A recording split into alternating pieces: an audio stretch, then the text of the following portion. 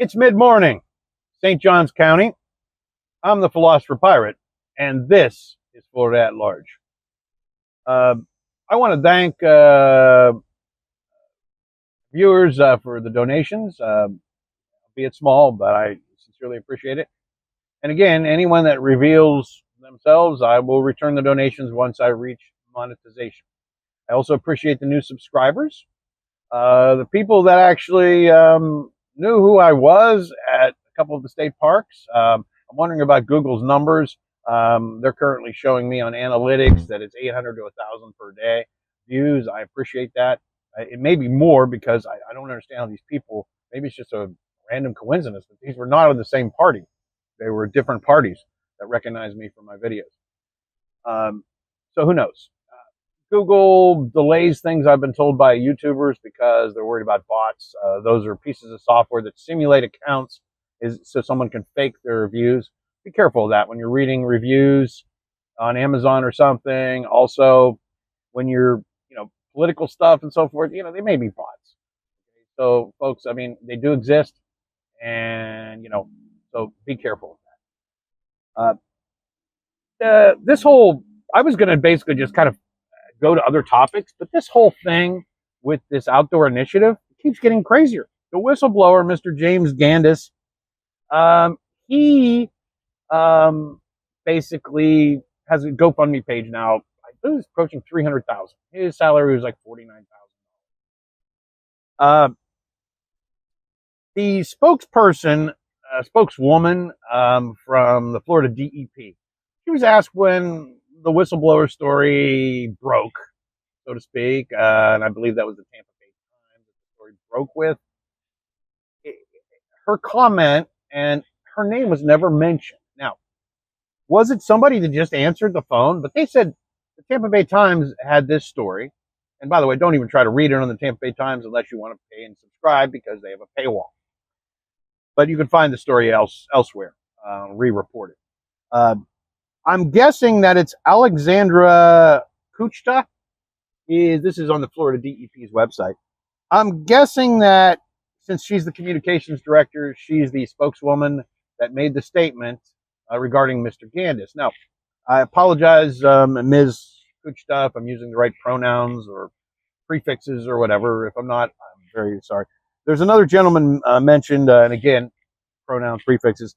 Brian Miller, I assume he's male, so I assume the spokeswoman would be Ms. Kuchta, or I'm guessing Kuchta.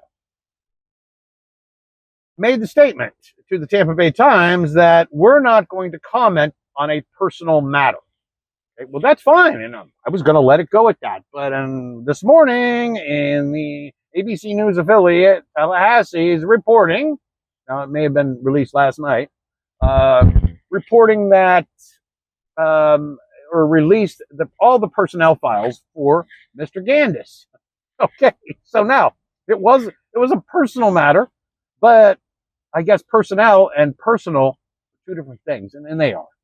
But you're releasing his entire personnel file, his human resources, HR, file, which I would consider very personal. So you're not going to comment on it because it's a personal matter, but you're going to release the personal details of the single father, Mr. Gandis. Now, the reason why I mentioned single father, there was an incident a couple years ago that's in his personnel records. Basically, he had an inter-office relationship, or it was an interest. It may have not amounted to anything, but apparently the female involved did not reciprocate, filed a complaint. The point is, the gentleman, since all that, has been promoted.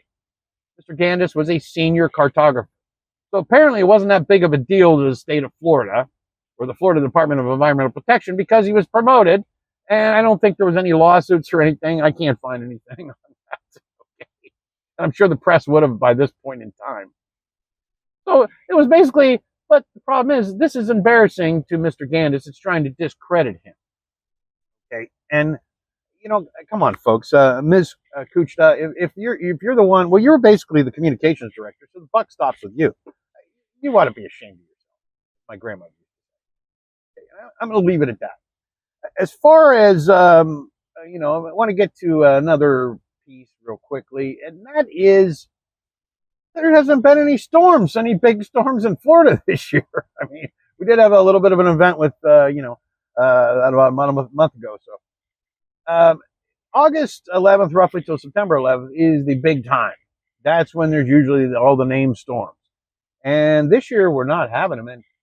And according to AccuWeather, this will be the first time since the late 1950s that Florida, basically, or the Hurricane Center, has gone from August 11th, basically August 10th, to September 11th. If that happens without a named storm in just the next few days, that will be the record up until that point in time. And that's basically was the beginning of the satellite era.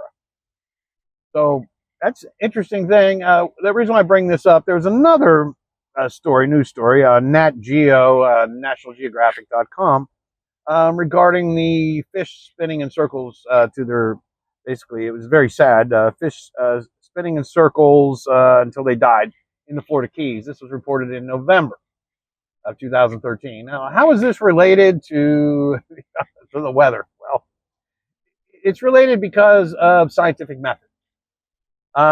The fish spinning in circles until they died, it appears that there were elevated waters of signatory, it's like an algae. Some people, it's a microbial. It produces a toxin that causes neurological damage, and it had higher levels. So scientists basically think or so-called scientists think that's what was causing the fish. And it was devastating for fish, but the event has ceased, is ended. Now, if we get those elevated levels again, the problem is the elevated levels are throughout the water, not just on the bottom where this particular organism lives that produces these toxins. It generally lives on the bottom around coral. So the coral munching fish, like the porgies and groupers, some, snapper, those are, you have to be careful if you eat too many of those for those toxin levels that are in those, and they accumulate. So don't eat, you don't want to eat certain fish over and over again. Anyways, and I learned that living in the Keys. But what I'm getting to here is that scientists were trying to blame the mixing. These toxins were throughout the water rather than just being on the bottom of the water. And they were trying to blame it on climate change. And the same thing with the hurricane thing. Let's blame it on climate change. That's why there's no hurricanes. One of the factors is the upper atmosphere is warmer than it normally is compared to the lower atmosphere, so there's less convection. And I don't want to go into a whole thunderstorm and hurricane cyclogenesis analysis. I'll save that for another show. But basically, you're saying climate change. Now, other scientists, with regard to the upper atmosphere, higher solar activity, so-called scientists. I don't like to call them scientists if they're drawing conclusions without data, without evidence, without experimentation. That's the scientific method, by the way. Same thing with the fish. It was very devastating to this aquatic life in the Florida Keys, and blaming on but other so-called scientists said maybe it was a storm event that stirred the water. And so the point is, with the weather situation, the hurricanes, and with the fish, also spinning, circling, we really don't know as humans, and we really don't know as scientists, what the underlying root cause was. And that's where I get to my point. Scientists, and just all of us, I find that in today's world, we tend to take a position instead of taking a look. In other words, take a gander. Make an observation. Take an observation, which is, appropriate grammar, but my point is the first part of the scientific method that goes back to Galileo, Aristotle, Da Vinci, the early thinkers, is observation. Take a look, make an observation before we start jumping to conclusions. In other words, we're taking a position, and this happens in politics too. Step back, folks. Step back. Take a look. What's really happening? Instead of taking a position based on preconceived notions or dogmas, let's take a look. And in science, if we see these elevated levels again, and by the way, the Florida DEP did an excellent study, the Florida Department of Environmental Protection, mostly their study, Fish and Wildlife Commission. I got to give them credit. I know I was criticizing earlier, but about the whole scandal thing, the whistleblower. But this is good. They collected a lot of data. So if this happens again and we observe the same thing with the fish, then we can say, not for certainty that this is what caused the fish to spin in circles. And it was very sad. We will know that we can lean towards that, because now we observe it 10, 15 times. Then we have to say, wait a minute, this is a definite coinciding event. Just like if there's 3 people in a room and they all say, hey, my grandmother died in November, and another one says, my grandmother died in November, and another one says, my grandmother died in November, and then the conclusion with contorted logic, or so-called today's science, is, well, geez, November kills grandmothers. Well, that's ridiculous. But that's what these so-called scientists and a lot of those members of the press today and so forth, and a lot of bureaucrats and politicians, they take a position instead of taking a look. And that's something I think we're missing today. Step back, look around. What is really happening here? I hate to sound like the song, but that is really the case. Stop taking a position with every single issue. A lot of times it's better just to take a step back, look around.